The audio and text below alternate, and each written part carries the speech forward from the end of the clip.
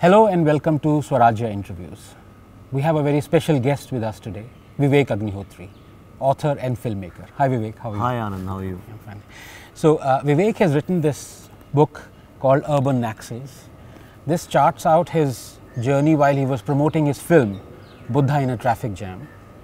And it's a very, all those who've seen the film, it's a wonderful film, it's a very unusual film, and it broke fresh ground. And I'm sure this book will too. So today we have Vivek with us to answer all questions related to specifically this book, as well as this phenomena called urban Naxals, because I think right now in this country, no one has talked about more on this phenomena of urban Naxals and popularized the phrase, if I may, than Vivek himself. So let me begin by asking Vivek, what brought you to collect your experiences in a book form after you'd actually done the film on it? See, honestly, I never thought I will ever write a book. But there is a gentleman called Hari Kiran. One day he told me, Vivek, you had these experiences, why don't you put them in a book form? I said, but I don't have time, I'm making a movie and all that. He said, just spend 15 days, if you think something works out, then you write that book, otherwise forget about it. And so I went to Goa and spent some 15-20 days. And when I started writing the book, initially which was supposed to be only my experiences about the film. But then I realized that in that 1 year or 2 years, especially active struggle and 4 years of passive struggle, the way I observed India was very unique to me. And I found my passion about understanding Indian society and the Indian complexities. So if you read the book, you'll find that... So it was, sorry to interrupt, was it the observations that were unique or the way you went about observing? The way I went about, yeah, which was unusual? Yeah, observation many people have, everybody has a different observation. It was unique in a way because that time I didn't realize, now I do realize that it was a very edgy, it was living on the edge, you know, that kind of a struggle. And when I say India, especially the youth of India, where they are, and I came to realize that most of the people talk very intellectually about campus politics and about the leftist politics. People have an idea, they think, acha, ye log, they don't like India, so they are like this. But I went very deep into it, I kept studying and I said, what is the fulcrum, what is the center, what is making these people do all these kind of activities?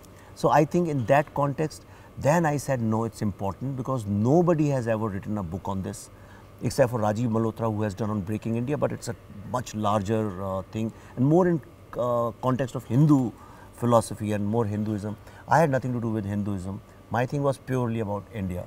So that's why I said it's important to write. And if I may, I mean, I've just started reading it. It's very captivating in parts. And if I may draw the comparison with Rajiv Malhotra's book that you talked about, that was more, as you said, very general in the sense that, you know, they were talking about breaking India forces and all. This is right on the street, if I may say so. You've actually mingled with the very people who are demanding revolution, but you're almost as if tutoring them and kind of telling them, look, this is not the kind of revolution you want. Am I correct in my assessment? Yeah. First of all, I do not agree what is revolution. See, revolution, if you see, when the evolution is going wrong somewhere, then you need revolution. You know, if the society is evolving in a wrong way or the democracy or something, I think the only revolution we needed was the freedom struggle and we fought it and we won it. What India today needs is a renaissance.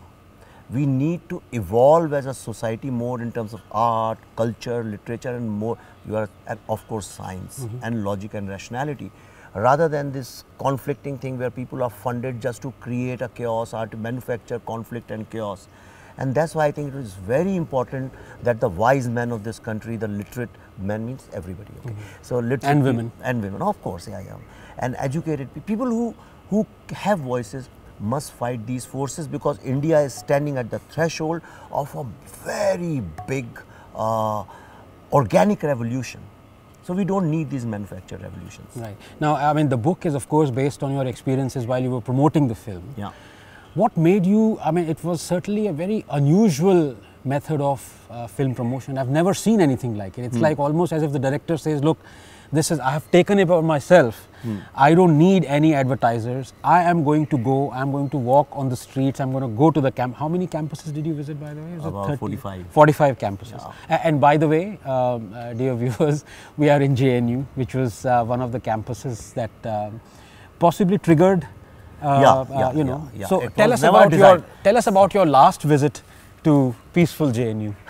What happened? See, it was never a design. The thing is, there is a background to it. The problem is that this film was not getting released. And I had given up hope, and I said, okay, it's a canned film. I got busy with some commercial film, with T-series, some love story and something like that.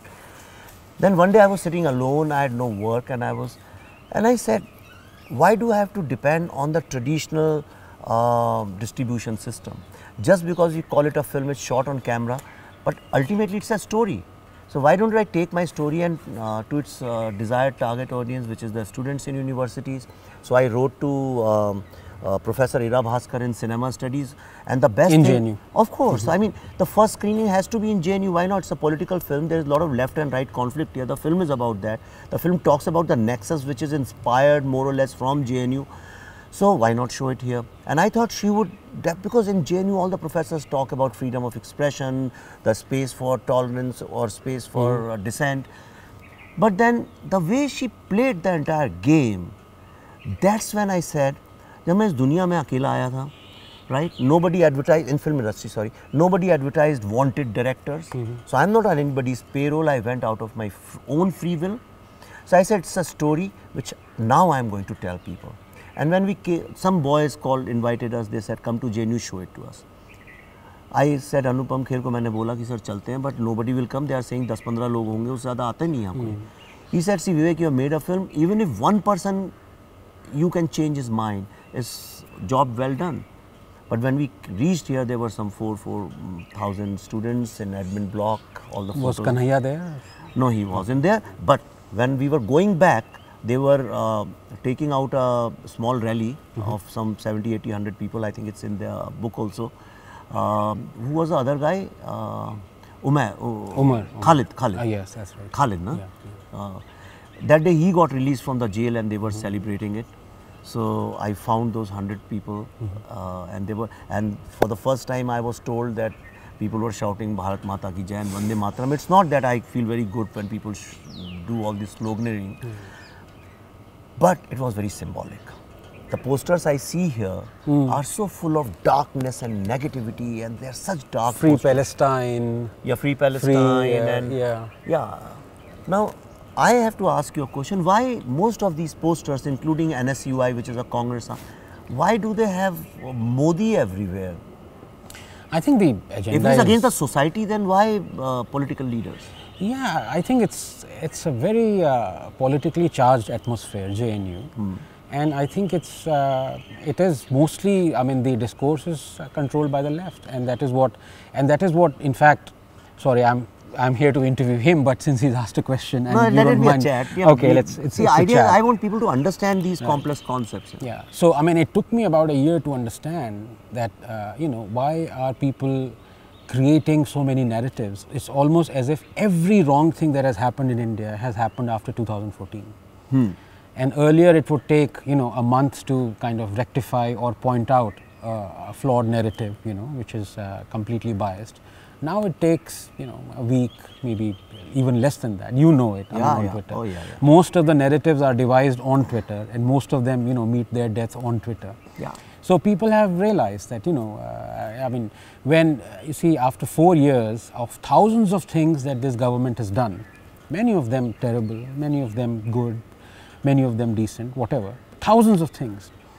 Why is it that some people don't find even one thing good that this government, I mean, that itself is an indicator. That tells the psyche of the person that in 4 years, 48 months, thousands of things have happened, and you're not able to find even one thing that is, it's fine, you can find hundreds of wrong things. But this government would have had to do at least one thing. And that is where even you would, acknowledge, for example, that UPA did many good things. Of course. So every sensible person would say that, look, this government has done a lot of bad things, but it has also done these good things. When you see people not even acknowledging even one good thing, then boss, something is wrong in the psyche, you know, then you, it's fine. I mean, you get all sorts, you know. Yeah. So then you jump to Rasam, Bharatnatyam, you know. Then people are finding fault. I think Wire has found fault with even what Rathore, you know, this Fit India thing. That was very mean, I think. That was absolutely mean. And finding fault with khichdi, I think the most harmless thing in this world. Yeah. But, I mean, sorry, back to urban Naxals. Yeah. So JNU was, you say, a trigger point for something like that. Yeah, then I said, I have to fight. I said, I'm alone, and you know, when you have no fear to lose anything, all philosophers talk about it, is the fear of losing something which holds us and not do correct things. I had no fear to lose. I had no money. I had no... The film was, by the way, made during the UPA years, right? I mean, 2010 onwards or something. Yeah, I mean, it was when the UPA was... Oh, of course. Yeah, and 2011. It wasn't, yeah. Any reason why it wasn't, or it couldn't be launched at that point of time? Or see, I didn't know. I was never in politics, and I was. It's very easy. I am liberal today. I was liberal yesterday also. In fact, I have to interrupt you and I have to ask you: are you an opportunist? Of course, I am. I am one of the biggest opportunists. You said let's interview in JNU. I said it's a great marketing opportunity. No, what I meant was, I mean by opportunism is that your view. So, for example, you know, you love to quote Faz this thing, "Takht uchhale jayenge." How does it go? हम देखेंगे. हम देखेंगे.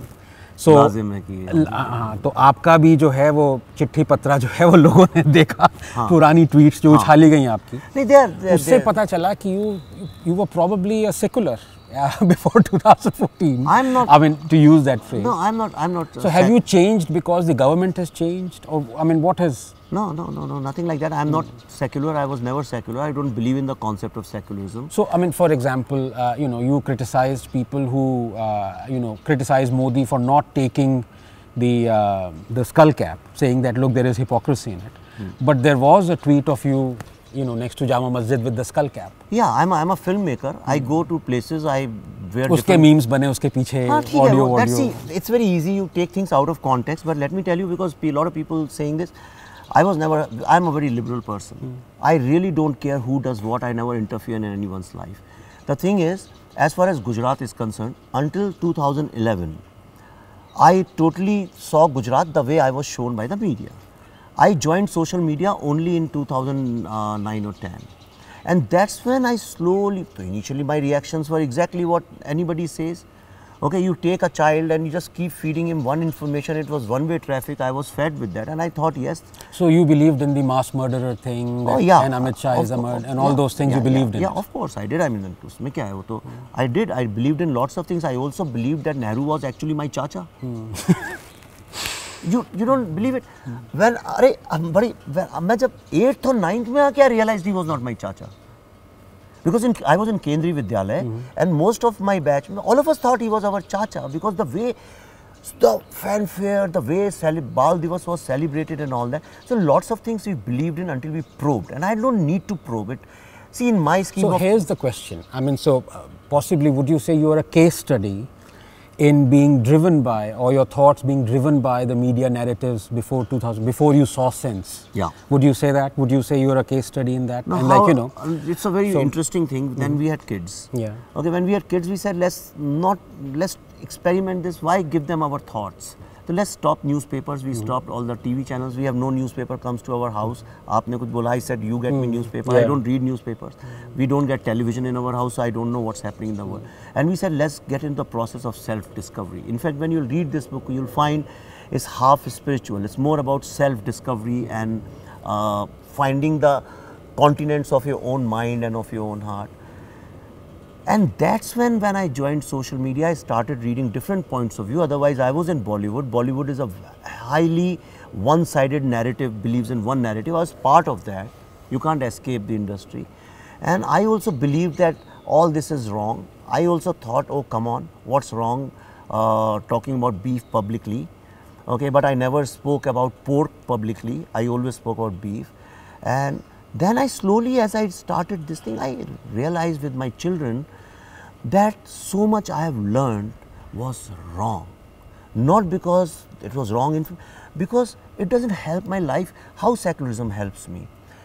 India is the only country in the entire world where you have to deal with different religious beliefs, religions, castes, languages, financial, economic strata. No, not even one day you can spend without interacting with them. Who can be more accepting society than us? We are the most diverse and accepting society. So when I'm part of that liberal culture, I don't have to learn and practice fake liberalism. You like pluralism because that is what our culture is. Of course, I do. What is your objection to secularism, which is that no religious interference, like the church and the state are totally separated. India isn't that. When you have a wonderful, beautiful wife, why do you have to remarry and find another wife? Right? When Indian culture anyway talks about acceptance, see, secularism was a political This is one of those Ekta Kapoor tweets about petrol charges. I'm thinking again and again, but explain that to me, please. Okay, I'll explain to you. Strange analysis. See, when I was born with, I never questioned pluralism. I never had problem with pluralism. Things just came naturally to you. It came naturally. It came naturally to any Indian, or it came very naturally to me, and I lived and traveled a lot. I had no problems. Secularism is a political tool. Okay. Why do I have to use a political tool for a cultural solution? So cultural problems will be solved by cultural solutions, financial problems by, there is no need of politics here. Secularism is just a 2000-year-old concept. It was started to expand Christianity where the state believed in something else. That was the idea, more or less. I mean, that's what I understand. Secularism is not a natural social phenomena. It was a manufactured thing to propagate something. India had no issue like that. Our Hinduism, the entire culture is based on the belief that there can be too many ideas and thoughts and nothing is right and nothing is wrong. Tattvamasi, atom ki jo quantum physics ka jo hai, when you are there, you are not there. So then I realized it was because my school, my college, my education forced me to believe that once you say, yes, I believe in secularism, you are a better person. It's not like that. When I accept all these people in my real life, why do I have to say I'm a secular? So here's the question. Would you find it acceptable if India were to be declared as a Hindu state? I will have problems. You will have problems. I'll have now problems. Explain that. Okay. On one hand, you say that Hinduism is all accepting. Okay. Hinduism is this. On the other hand, you are saying that you'll have problems if India were to be a Hindu Rashtra. Now what happens is the minute state, the constitution says you are a Hindu Rashtra, it's forcing me to believe in something by law, right? I am talking about Hindu culture, I am not talking about Hindu state. We are a Hindu culture. Even the Muslims and Christians in this country they practice Hindu culture. Half of the Christians have first Hindu name. Okay, so there are so many Muslims. Mere gaon mein even second Hindu names Christians, as you know. Ramesh Fernandez, for example. Now, see, so you have Hindu name. On one hand, you have Ram and Ish, Ramesh, you know, Ram is Ishwar, and then you have Fernandez. We are that kind of a strange country. India is not an either-or country. It's not something this or that. That is a Western culture. We say, ye bhi sahi hai, wo bhi sahi hai, ye bhi sahi hai.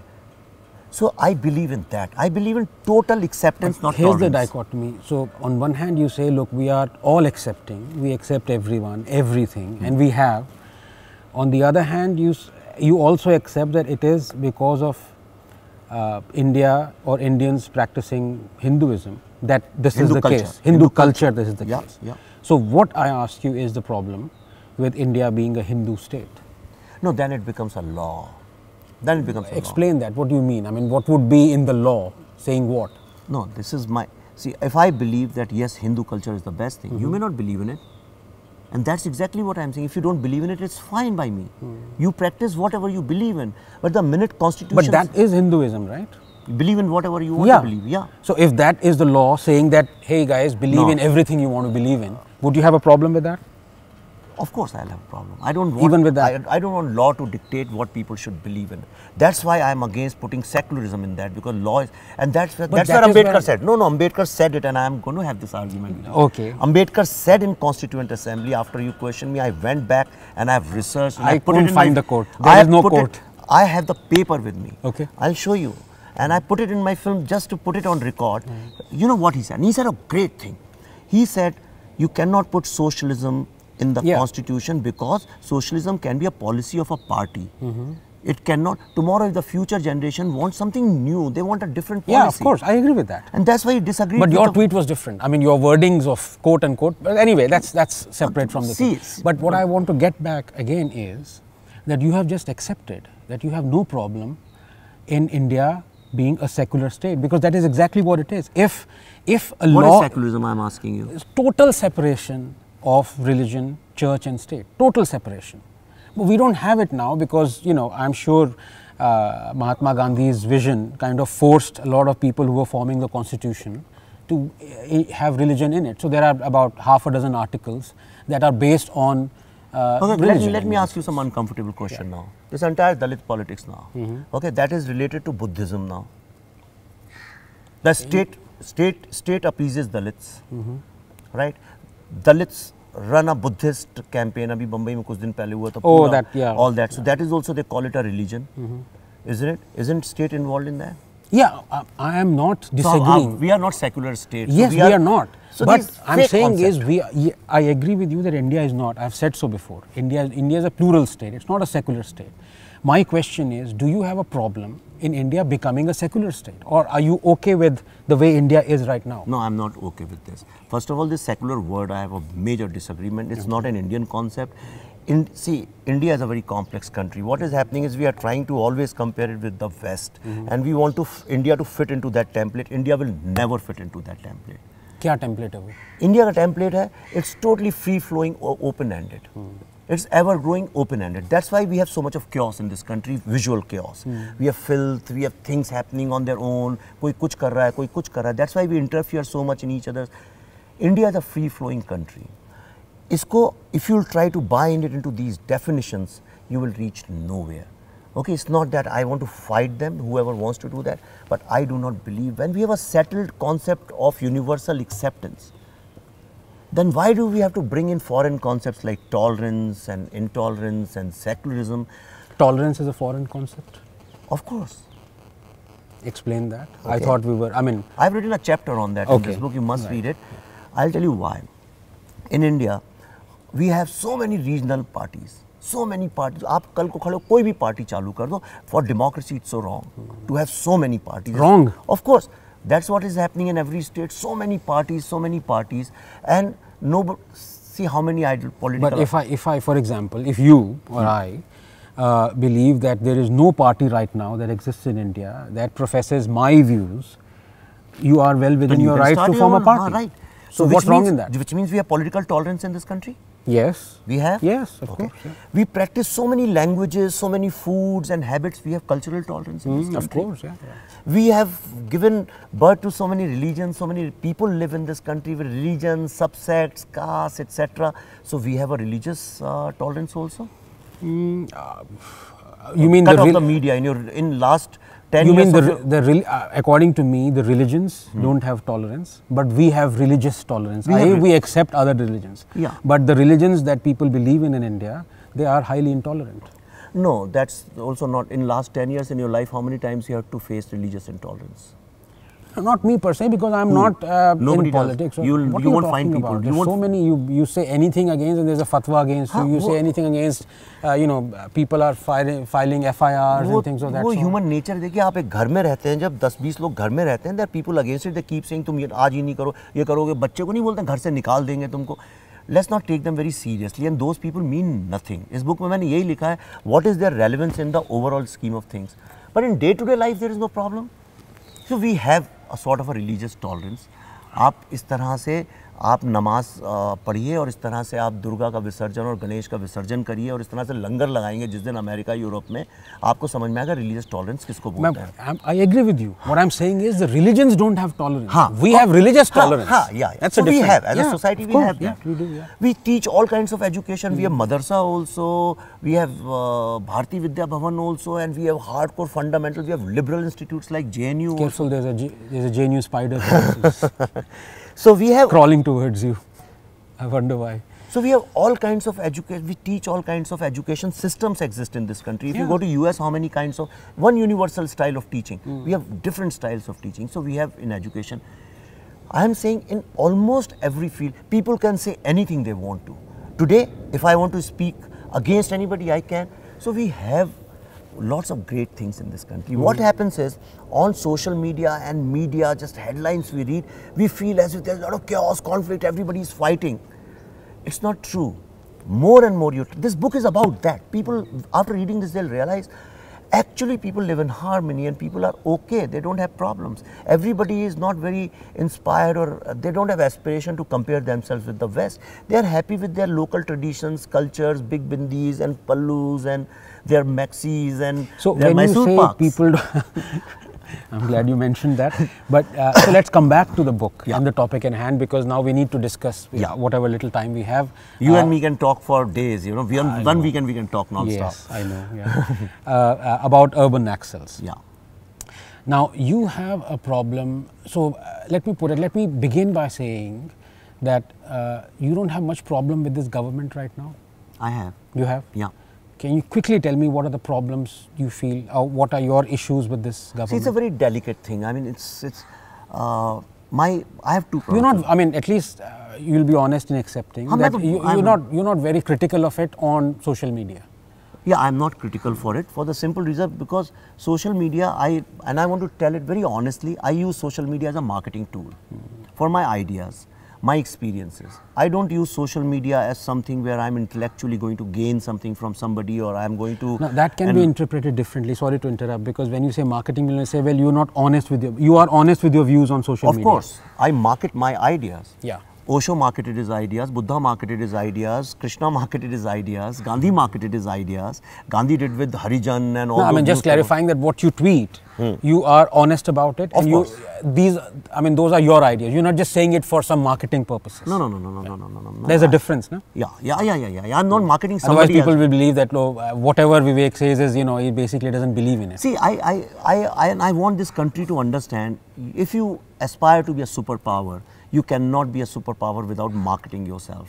So this is all bullshit and crap that, okay, marketing means what? Marketing simply means that somebody needs something, you have to reach that person, take it there. Okay, now the problem... आपने जो marketing करी अपनी film की, are you willing to make it public how much you spent on it? Maybe a minuscule amount, wasn't it? It was just traveling to various places. Yeah, I can easily... I had 2 lakh rupees.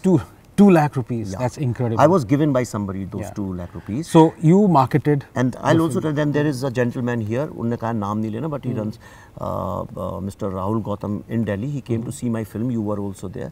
He saw my first time, I was there. He saw my film, and almost towards the end of the film, he gave me 11 lakh rupees. Very nice. Okay. So let's say about, a dozen lakhs of rupees marketing. Now, I don't have any problem with that. What I have problem is that this government, quite honestly, needs marketing as any governments do. It has spent $750 million in the last 4 years on marketing, on ads. Yes, I am against that. I think in 2018, releasing so many ads about the government. मतलब पागल हो गए हैं लोग. It's just, you open the... I'll tell you where my problem with the government is. And I have one fundamental problem. The policy and policies can always be changed. Policy can and economics goes up and down. And the stock market goes up and down. Social re-engineering governments can't do. If somebody thinks government will come and do so, then nowhere in the world they have been able to do. Obama was there for 8 years. Could he do any social re-engineering? नहीं, मैं आपसे the context of the question was government advertising, marketing. I think my biggest problem with this government is today what is happening, that we live in a world of choices. Everybody is trying to influence your mind. So do politicians. So they raise the noise level. Now this government, what it's doing is they raise the noise level. The government also ups the noise level. Then they up the noise level. Then there is no end to it. What government has to do is let them create the noise and let them inform and educate people. You empower people with your policies. And when the election time comes, then you come out. But government also has a problem. I also understand the practical issue. We are always contesting elections, 24/7 all the times. Last time when we met, there was an election few months ago. Just now there was an election, Gujarat, and now we are meeting immediately after Karnataka. And next time when we'll meet, there will be Madhya Pradesh, Rajasthan into elections. So we are always in election mode, and media is interested only in covering those news and nothing else, as if nothing is happening in this country. Such amazing, great stuff is happening. Nobody writes, nobody talks, and that's where government is going wrong. I think they must stop all these ads in newspapers, too much of hoardings. Also tend to criticize mostly the things that lie in our domain. And you were critical of the way CBFC was functioning earlier. Yeah. But explain to us your support for Behlaj Nehlani. Because that is unusual. I mean, coming from you, who is a liberal, who believes in possibly absolute freedom of expression. Do you believe in absolute freedom of expression? Absolutely. Right. And the kind of I don't believe in CBFC. You don't believe in No. CBFC? You are part of CBFC? I think we should not, I am part, but I think there should not be CBFC. But have you expressed that sentiment to people that look, okay, so isn't that hypocritical? You are part of CBFC and you want it disbanded? Will you listen to me 2 minutes? It's very important. I want to explain it to you, right? Please. Yeah. The thing is, see, it's a self-realization. I realized 3-4 years ago that we are always critical of police. We are always critical of government. We are always critical of establishment. And what happens is, because of that, we never try to reform or change them. I realize there is not going to be any revolution. Today, the minute you say CBFC should be abolished, 1 million NGOs and activists, everybody will stand up, you can't do that. You know which is the biggest hurdle for CBFC if you want to abolish it? PTAs, parent-teacher associations. Because they want to know what the film is about. No, they say you have to have censorship. So, I realized when earlier also I was offered lots of things, I never do that. I never ever joined government body. But I realized if we have to change it, then we have to change it by practice. And you won't believe it, this is the best CBFC board ever. Really? Yeah. Me, Prasoon and Vidya and Gautami and other members who's Philharmonic chief from Shillong, NSD. There was a film which was stuck, Hansal Mehta ki. I okayed it. I was in the revising committee, the board of directors. Without any cut, I released it. I called them and I said, see, just go ahead and do it. So here's the thing, let me ask you. You are part of CBFC. There was a film where there was a camera panning from a nude woman from going and up to her vagina, okay, and stays on her vagina for 10 seconds. That film was this thing. I called that guy and I opened the film for him, except for that one shot which is not by constitution not allowed in this country. Really? Frontal nudity. Yeah, frontal nudity, I think it's in the constitution of CBFC, it's not allowed. Like you can't. But here's the thing, sorry to come back. You are going by CBFC rules. You believe that CBFC is wrong. You are saying, so if CBFC is not wrong, CBFC is a constitutional body. What I meant was, you would much rather that rule of not allowing frontal nudity be there. You would much rather prefer it was not there, right? Yeah, it can't go as a film for consumption of children and all that, you know. Okay. Obviously, nowhere in the world, in US it's not allowed. Right. No, what I meant only in France it's allowed. Okay. In UK it's not. In most of the world, frontal nudity is not allowed. So during the time you have been a member of CBFC, have you banned any film? Have you? No. I have just last week, I have one film which was banned. The examining committee said this film can never be released. That film, it's Akash Khurana's film, got released last week. I was the one who saw that film. So you're actually I just let it go like this. So this is news. Yeah. So why don't you tweet about that? Because I can guarantee Padmavat, if it was not this board, and credit must go to Prasoon Joshi and Smriti Irani for that a lot. Without this board, Padmavat would have never released. I'm saying it now in retrospect. I was not allowed to say earlier. Nobody would. Really? Nobody could have released it. But governments banned it. I mean, BJP governments banned it. BJP can be wrong. See, my fight. You didn't criticize that. What? That BJP government Sir, banned. I was the. If you go back, I was the only one fighting for this thing. Yeah, you were for Padmavat not being banned, but you weren't critical of BJP government banning it. नहीं मैं आपको क्या बात मैंने statements मेरा मुंबई मेरा में पूरा छपा हुआ था. I said they are all extortionists. I said that openly. I said that I had a fight with कौन सी. Yeah, no, you were against the anyway. That's beside. Yeah, I never got involved. Sena, See, मैं generally मैं आपको बताऊँ strategically मैं BJP ज़्यादा involve होना नहीं चाहता. मुझे BJP party में इतना कोई interest नहीं है. I'm only interested in Modi. Okay, I want a nice leader who tells me मेरा ये vision है. अच्छा है. You want him to win in 2019? Most certainly. If he doesn't win in 2019, I am telling you, we are going through a major crisis. We will have elections again in next 1 or 2 years. Then again we'll have elections. So again we'll go through the same period we went through. I.K. Gujral and Deve Gowda. Who did you vote for in 2014? Modi. You voted for? Yeah, I voted for Modi. 2000. Was it 9? Yeah, 2009. I did not vote. You didn't vote. I was very pissed. 2004. 2004 I voted for BJP. Okay. Yeah. 2009 I did not vote for anybody because I did not agree with lots of Advani's ideas. 2002 yes I voted. 2002 or 4? 2002. 2004. 4. I voted because it was immediately after Bajpayee's good work. So I voted for them. Okay. I'm not saying they are the best. I'm not saying, but we have no option. It's like you're hungry and you have no option, so you would go for a healthier food. So I'm trying to go with somebody who has a vision. Nobody has a vision. If anybody tells me this is my, like I was impressed by Chandrababu Naidu because he showed some vision, I'll make my state like this. I get very easily impressed with people who show me a design, who have a science and logic to it. Modi showed me rationality, logic, I'll do it, and he's doing it. Last year I covered 140,000 kilometers, I have told you earlier also, by road. Anand, such massive infrastructure work, I do not understand why don't there people actually go and take videos and photos and put it on this thing instead of writing 11.7 kilometers to 22 kilometers per day and this and that and statistics. Statistics confuses people. Nobody cares about statistics. People believe in stories. Mahal. Mahal. But okay, so coming back to final few minutes, I want to discuss urban Naxals per se. What is your objection to someone non-violently professing support for Naxalism? I mean, urban Naxals, they're not violent, right, per se. Who's Are not you violent? saying The person who's supporting? Yeah. But so somebody in JNU, for example. But they're supporting violent people. Yeah. What's wrong with that? Okay. Yeah. I'll tell you what. If you are a free speech absolutist, if you are for complete freedom of expression. So I'm not killing them. They are still speaking. I have not banned them. Why do you object to that? Okay. Now, 7, 8, 10 people with guns enter a Adivasi house, pull out their 1 year, 1.5 year old child, take a big hammer, not the hammer we use for nails, the big real hammer, break the skull open, cut the stomach, take the intestines out, put them in fire, and then dance around that fire and celebrate in front of the parents. Okay? No, hang on. This is not fictional. This is true. Of course. Of course. And when they killed these Congress leaders, when Vidya Charan Shukla got killed, do you know how how they celebrated that? By taking out the intestine of his son in front of the father and burning a bonfire and celebrating it. So those are Naxals doing it. But I come back to this question. So anyone who supports them. Yeah. Okay, now urban Naxalism, let's understand. Yeah. So what is dangerous about it? You see, you can support, I mean, you can be a psycho. I'm saying is if people support those kinds of people, they're psycho. Okay. But are they the only psychos in the world? There are people who support Godse as well. So you can say why I'm not against serial killers and why these. Okay, reason the whole point is. See,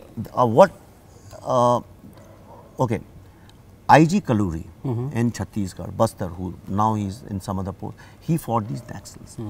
The intelligence agencies have concrete evidences and reports that almost to the tune of 11,000 crore rupees are extorted every single year in Bastar region alone, not the entire Red Corridor. And that money is not used for buying arms and ammunition. Arms and ammunition is bought through different kind of funding. Poppy fields and all that. Different funds. That's why they have guns. After they have guns, they go and extort. So they extort 11,000 crore rupees. Now this 11,000 crore rupees is being used to fund urban Naxalism. Their strategic document says that you can't really destroy the state of India by fighting in jungles. So you have to capture cities, and they have tactics written over there. Number one is to capture labor, students, media, intellectuals, activists, and legal activism is considered to be the major tool for them. You do so many legal cases against everything. You want a dam? 100 legal cases. You want to build a road? 1 million legal cases. Against everybody, file legal cases. Legal activism, they think, will stop the government to move. Labor will stop the industry to move, and students, media and intellectual will create a narrative which will make it appear as if there is a lot of chaos and conflict in cities. Right? And once you start believing in that, you think there is kind of civil war is happening, and you start hating the state so much that when they pick up the arms, you say, I am with you, go ahead. That's what Kejriwal also tried to do. We realized. No, Vivek, I understand. I understand where you're coming from. My question is more philosophical. Okay. So, I mean, maybe I didn't explain it properly. The whole point, what you just repeated is, the money that goes on into serving the urban Naxals. If you look at the preamble of the Communist Party of India, okay, it is dictatorship of the proletariat, right? Yeah. If you look at what E.M. Namboodiripad said, we will bring down Ambedkar's constitution, we'll tear it down. They still believe in that. They still believe in that. And yet, so would you want them to be imprisoned? Ambedkar on the other hand? That's it, because they are born, I mean, if somebody is left, 50% credibility तो वहीं चली गई.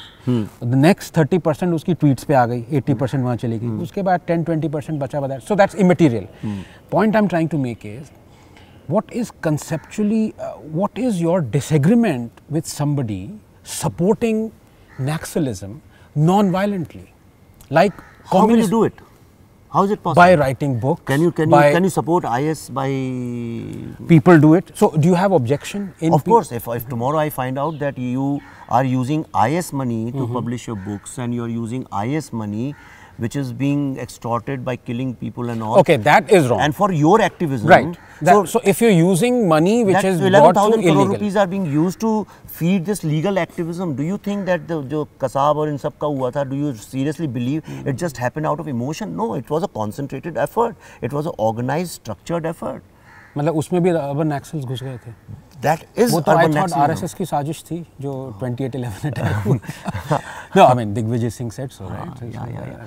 So ये जो आप देखते हैं भाई, आप But देखिए. okay, so can you? I want you to name, because बहुत हो गया. You know, we are talking round the circles and all that, and for a long time, I think probably you've been, you won't, disagree with that. Name 5 urban Naxals, चलो.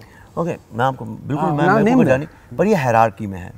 Okay, एक वो लोग हैं जो who are creating chaos and conflict narrative in narrative, one who create chaos and conflict in administration. और ये JNU में आके मैं इनसे नाम उगलवा रहा हूँ. मैं बिल्कुल नाम JNU के ही नाम बता देता हूँ. नाम बताने पड़ेंगे. मैं शहला रसीद, कन्हैया, उमर खालिद, ये Mevani, all these people. See what, and Prashant Bhushan and all these people, what they are doing is Nandini Sundar and Arundhati Roy and all. Media में कौन है? See मीडिया में I would like to. देखो अब ये घबराना नहीं चलेगा यहाँ पे. मैं आपको बताता हूँ मीडिया में क्या है, बड़ी ओवरलैपिंग है. मीडिया में एक तरफ जर्नलिस्ट हैं और एक तरफ मैनेजमेंट है. मीडिया में कोई जर्नलिस्ट हैं जो अर्बन नक्सल्स हैं? Vivek, I would consider you're supposed to be absolutely true to your word. Okay, I would say what Ravish Kumar is trying to do these days is disguised as intellectual and concerned about the society, and मैं तो गरीब पत्रकार हूँ and all that. The minute somebody says मैं तो गरीब पत्रकार हूँ, मैं मुस्लिम हूँ, मैं दलित हूँ, समझ लीजिए कहीं ना कहीं वो एक अच्छा, इस बुक में मैंने लिखा है lots of people are part of urban naxalism indirectly without even knowing about it.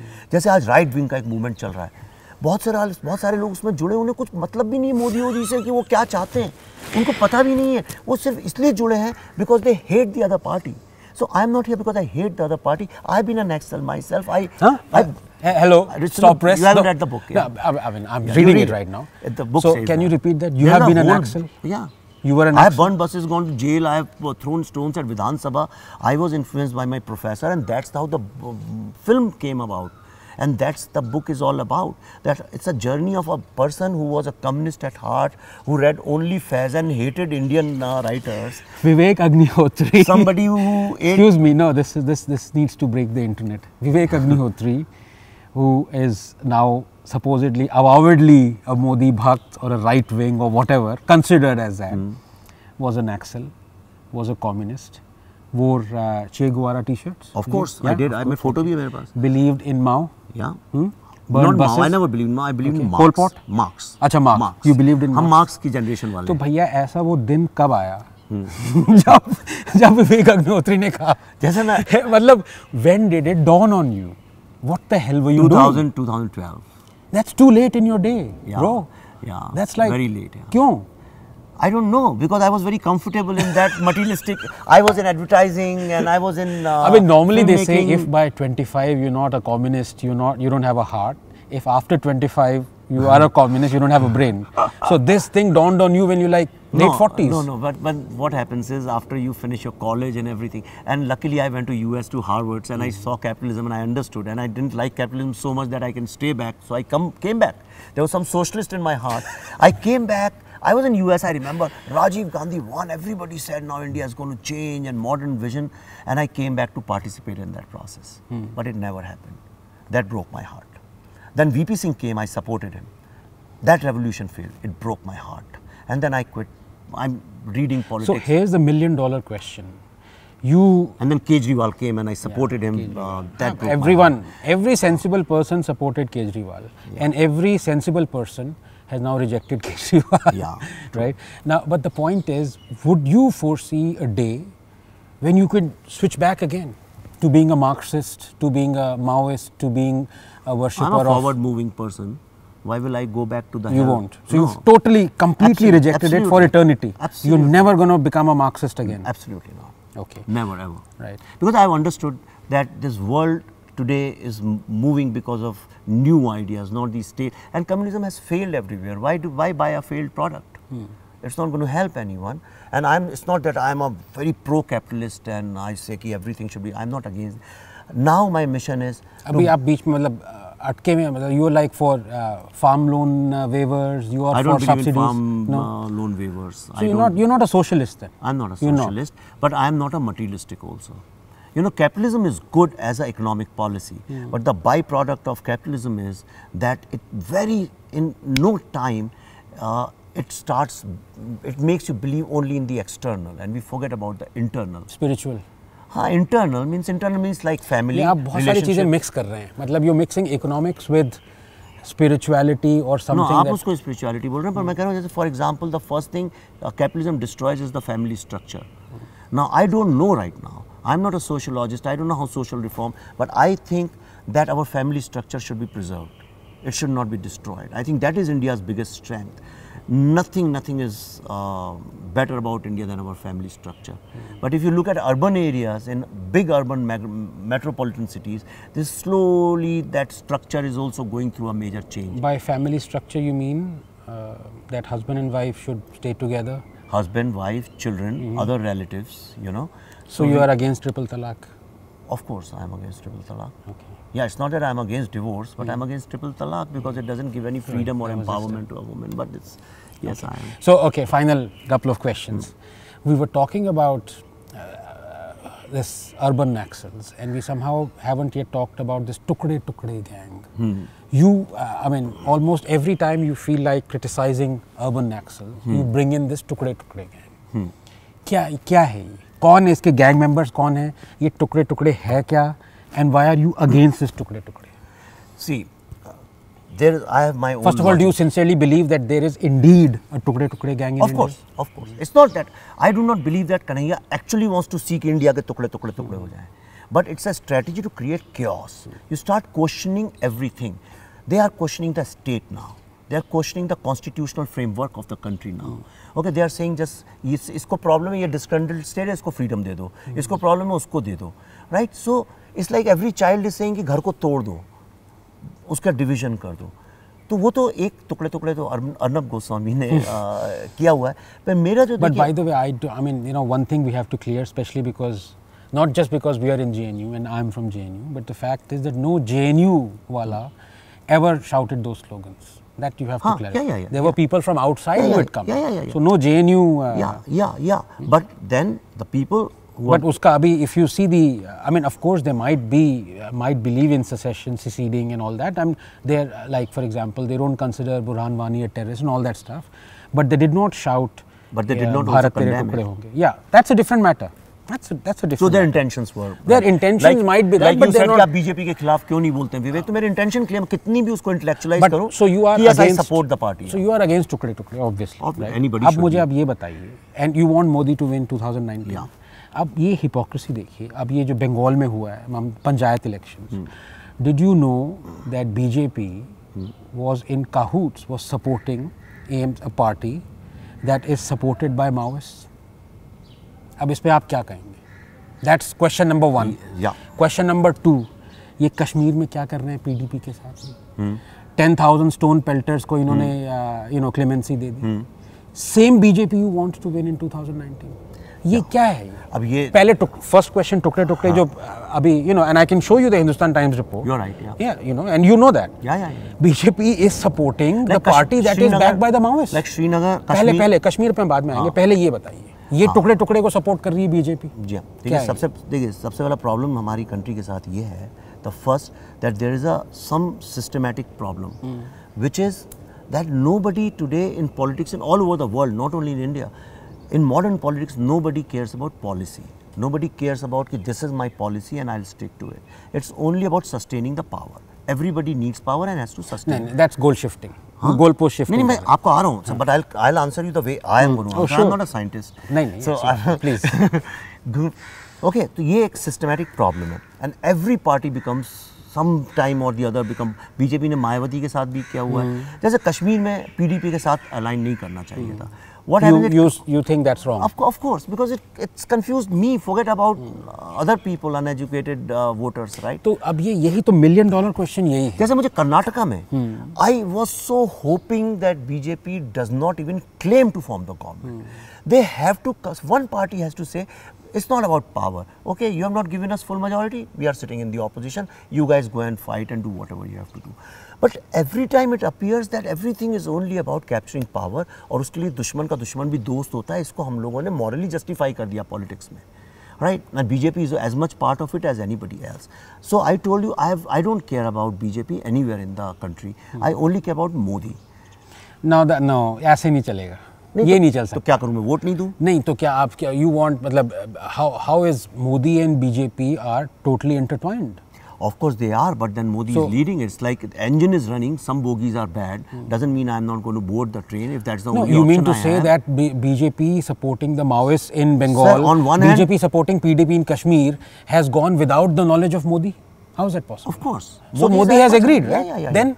Yeah, he's agreed. Yeah, but sir, I'm not going to, just because he has given 2 wrong answers, I'm not going to disqualify him from my. ये hypocrisy. इसमें hypocrisy कैसे? There is one train. टुकड़े आपने किताब लिखी है urban नक्सल पे. There is a train. टुकड़े आपकी जो जिस पार्टी को आप कह रहे हैं कि वो आए पावर में, because Modi 2019 में. मैं तो NOTA, I'm always nota. Really? You don't vote? Always, yeah. Never voted. No, I've said it openly. I vote every time, and I always press nota.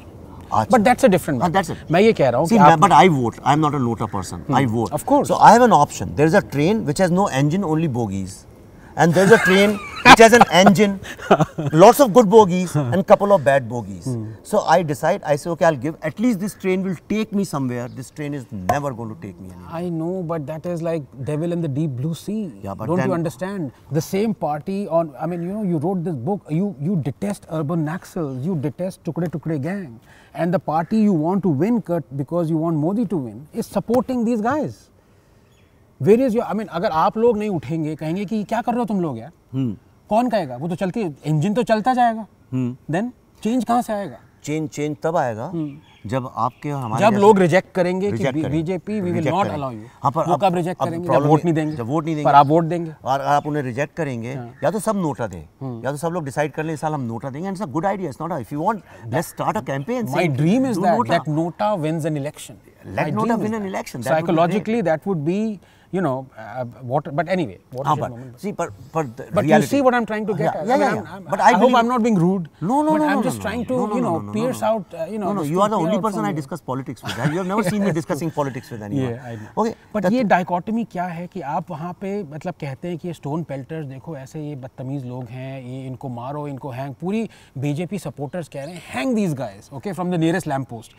वो 10,000 उनको clemency दे दी. नहीं, पर देखिए जैसे मैं यहाँ टुकड़े के साथ मिल गए. जैसे मैं अपनी बात बताता हूँ. On one hand, I don't want anybody to censor any book or poetry or art and this thing. Yeah. And I'm on the board of CBSC. Okay. But this is my life's this thing. I realized once I became 50, I realized that it's impossible in this lifetime. You 50? Yeah. You don't look a day older than 55. So I'm sorry. Okay. When I turned 50, I said. Okay. So I may be 60 also. So what I'm saying is, so I realized it was a very conscious. I was in US and I got a call from the ministry. Would you like to be on this? And I said, give me time. I refused so many times. But I said, in this lifetime, the only thing I can do, at least make CBFC move in that direction. Right? So you have to make your country and society move in that direction. If your child is totally a defaulter and he's failing all the time, at least you can help him move towards passing the exam. So you can't expect him to get the first division in the You are a progressive. I'm a progressive. Who is willing to compromise on the principles for the greater good? What principle? What is the principle of principle which party? यही है. This is my principle. I'm fighting them. Right? I'm going to Calcutta on the 2nd and 3rd, and you will very soon see I'm fighting them there also. So in my individual capacity, I'm fighting them. Okay? But I told you there is a train with an engine and train without an engine, or 100 engines. Okay? So I don't want to get, as far as I am concerned, it's my personal choice. Now I have a question to ask you. Please. Okay. But before you do, I just want to get this because I think it's very relevant. There is this rascal on Twitter called Cool Funny T-shirt. He's a legend, and his pinned tweet, which is very relevant to what we're discussing, Your hypocrisy. is very honest. Yeah, he says, "I follow some people just to see how their hypocrisy is different from my hypocrisy." Yeah, right.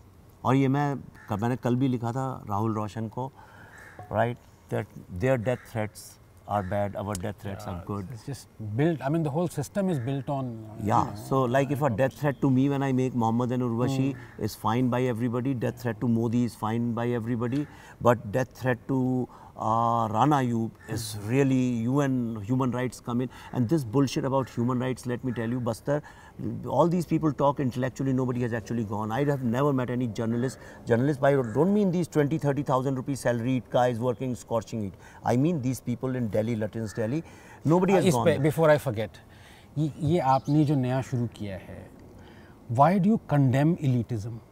What do you know?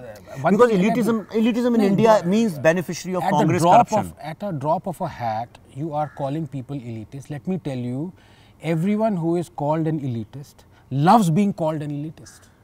You told me earlier also. Yeah, I've told you. So stop calling. They are mediocre people. They are not elitist. They are the beneficiaries of Congress something corruption. Which is refinement. It is something that you've read so much. You know, it's nothing to be ashamed about. Of course. They're mediocre people. They're not. So please stop calling them elite, Lutyens, elite. No, but the audience I am talking to, see, I'm a communicator, I'm a storyteller, so I have an audience. So I have the audience I talk to, the minute I say elite, they immediately understand who I am talking about. If I say... But वो marketing हो गई फिर, वो genuine thought नहीं हुआ. नहीं क्यों नहीं हुआ? See, what is, इसमें क्या गलत बात है? मुझे ये आज तक समझ में नहीं आया. गांधी ने अगर अनटचेबल्स को हरिजन बोलना शुरू किया, it was a marketing tool. Gandhi threw his shirt off and he started going naked. Yeah, that was a marketing. See, ultimately, how do you do mass media? I'm in mass media. I'm not a niche group where I'm talking to academics and intellectuals. I'm talking to people who are small town, middle class people, don't understand English. So they work there, understand urban Naxals. Now, these people were called by various names, 100 names. I have put them together, started calling them urban Naxals. Now people will ever understand who I am talking about. So similarly, when you say elite in this country, in a poor country like India, the only person who was beneficiary of Congress corruption could become elite. Nobody else could have become elite, right? आप इतनी scientist हैं, इतना पढ़े लिखे हैं, पर आपके पास कोठी है क्या? आप क्या No, you mean monitor. If you mean India में elitism मतलब वही is समझते हैं लोग. That's different. इंडिया में आप आम आदमी से बात करिए कहिए वो तो बड़े elite हैं और delete, दो ही क्लासें हैं इंडिया में, elite and delete. So, okay, we have to conclude. Yeah. Because otherwise, this but thing, I have a question before to ask. okay, so I have a serious question. I want to read this thing from you know you talking before we about, close. Okay. Now I have a very serious question to ask, and this is something based on my observation, that a very concentrated effort is going on with design and money and muscle to create a Dalit and Islamic bloc in this country and break away Dalits from Hindus, since you talk a lot about Ambedkar. My biggest problem today in India is the usage of Ambedkar. Ambedkar is one thing. Ambedkar was a competent man, highly qualified, two-time PhD from London School of, I think first PhD Columbia from School of Economics, and he believed in merit. He always believed in merit, and he told his own people कि तुम पढ़ो लिखो सबल बनो सक्षम बनो और जीवन में वो करो किसी पे आश्रित नहीं रहो. Now the same Ambedkar is being used for mediocrity, for championing and campaigning for mediocrity and for incompetence and inefficiency. Now this is creating a big problem in this country in terms of efficiency. No country can grow without efficiency and productivity and with mediocrity. We have celebrated mediocrity in the name of Ambedkar.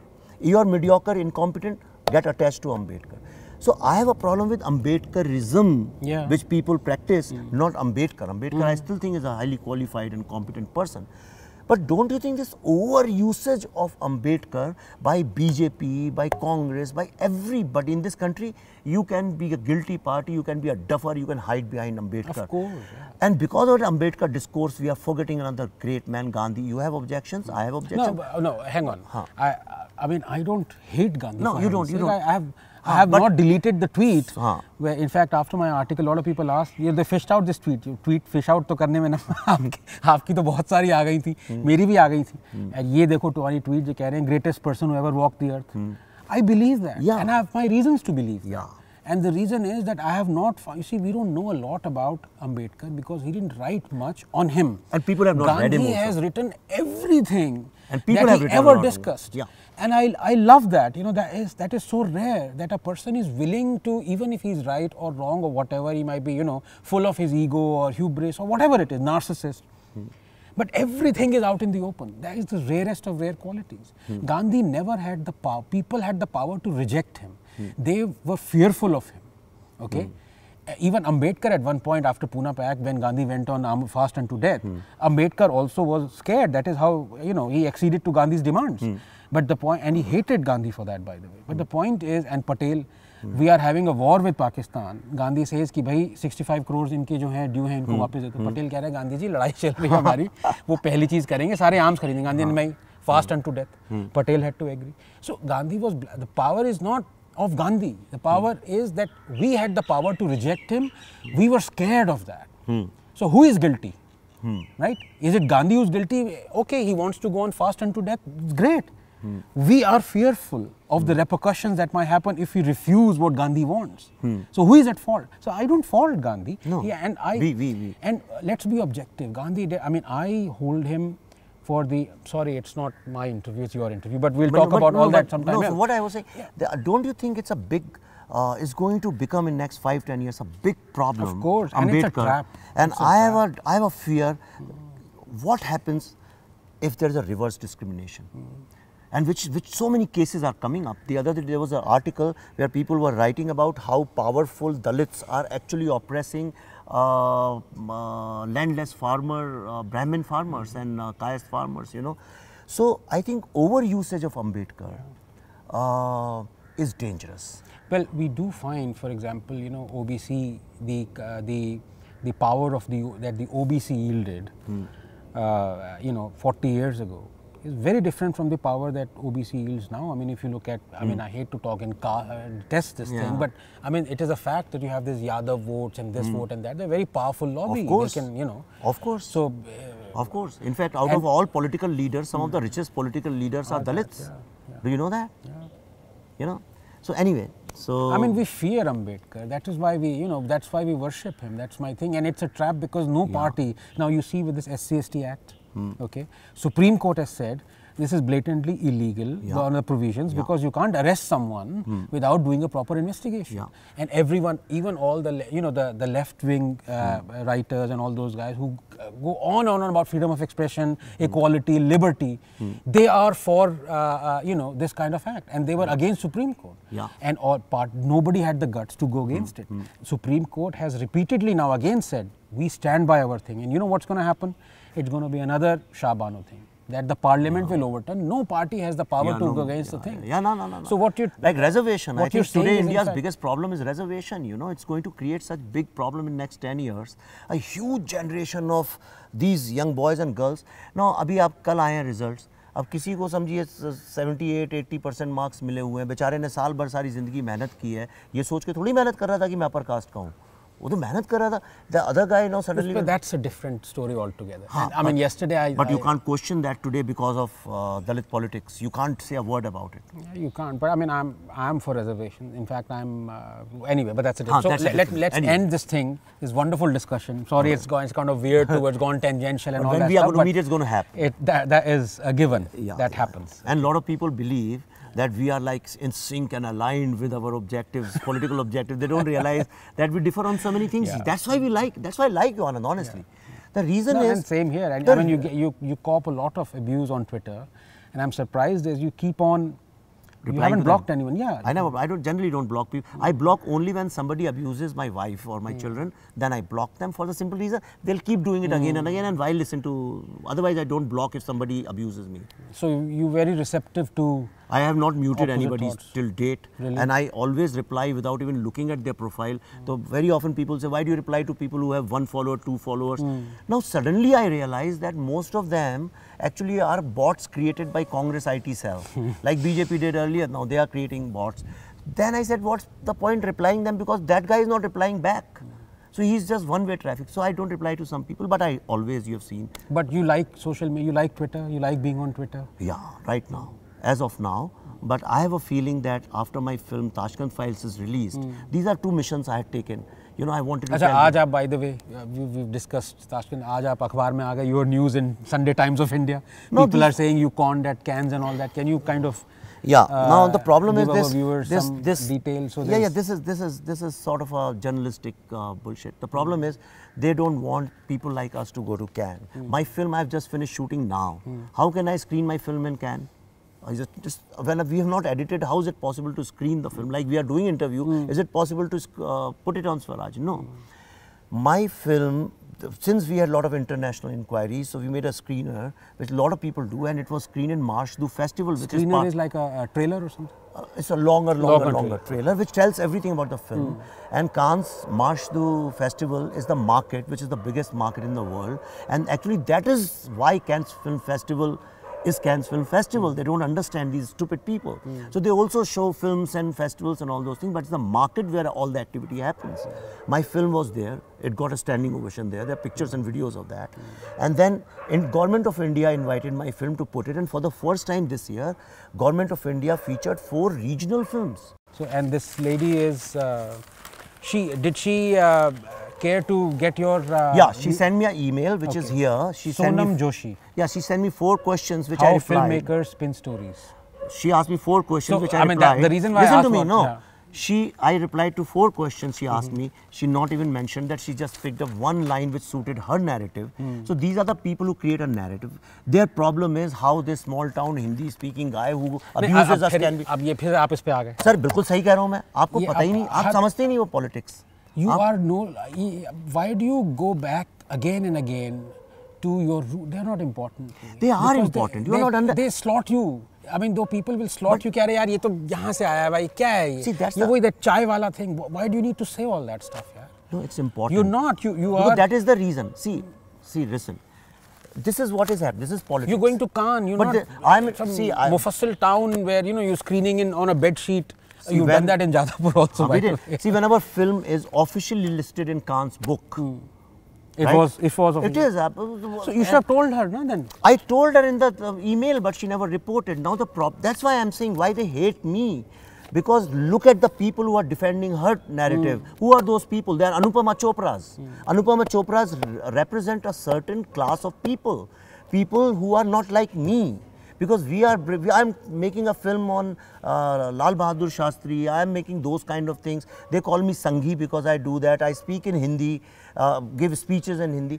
They don't like these kind of people to have any kind of influence, you know. They want to keep it within their circle. The day I start going to their parties, like I used to, the day I become one of them, same Joshi, whoever she is going to write an article saying Vivek's film was celebrated. The day Anurag Kashyap fights with these people, they will start writing the same thing against him also. So tell me, this is how the politics. कभी ये मन नहीं करता एक बार मैं let me go back and let me become them. Who? Because I will get all the press, I will get. But I was them for a long time. You don't want to. No, I don't want to. I don't want to for the simple reason because I had no growth. If you see, look at my films, Chocolate, mediocre film, Goal, mediocre film, Hate Story, mediocre. Mediocre आप अपने आप ही कह रहे हैं. हाँ, themes. No, because सभी वही करण जौहर भी वही बना रहा है, फरहान अख्तर भी वही बना रहा है, Rohit Shetty. Everybody in Bollywood is making that. Even people like Shyam Benegal also became part of the same system. Great Prakash Jha, who was making such wonderful, great films, he's also started making mediocre films. So you don't want to go back to. Why should I do that? So I was not growing as a person. I'm 50 plus now.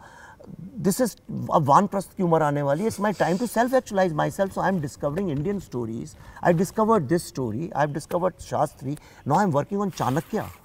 No. Oh, for last 6 months I have 5 boys who are doing research on Chanakya, and I'm not looking at the mythological and the Hindu cultural part of Chanakya. I am saying this man, without even one drop of blood, united the bloody country. What can be a bigger story than that? Greatest of the story. So. I want to make film on Indian scientists. So your book begins with bloody fascist Brahmin, go back. Yeah. Right. This was told to you, shouted at you. Yeah. So are you a fascist? No. No. No. Are you a Brahmin? By karma, yes. Okay, but you don't believe in.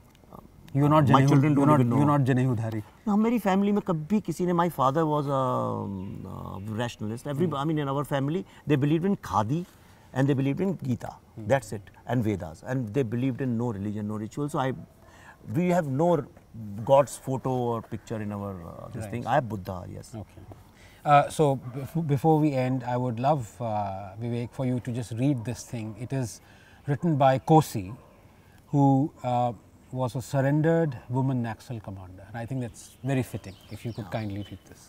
Actually, उसने हिंदी में बहुत अच्छा मुझे लिख के भेजा था, पर it's translated. Vande Mataram.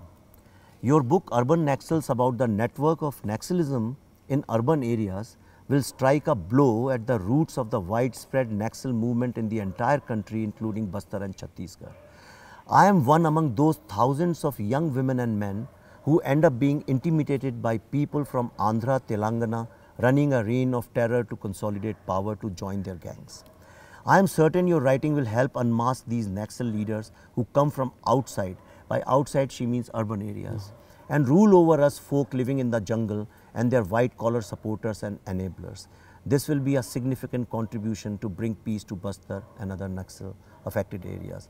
Fantastic. Vivek, on that note, it's been a pleasure Always. talking to you. Thank you. One of the reasons I want to come back to Delhi is so that I get to meet you and talk to you. It's a pleasure, absolute pleasure. Great. Thanks very much. Thank you. Thank you.